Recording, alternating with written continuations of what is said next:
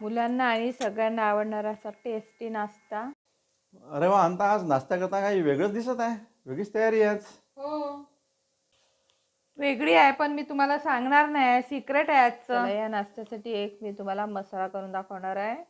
हे 4 जिन्नस घ्यायचे आणि त्याला बारीक करून घ्यायचं. वाटण जाडसर केलं तरी चालेल, काही हरकत नाही.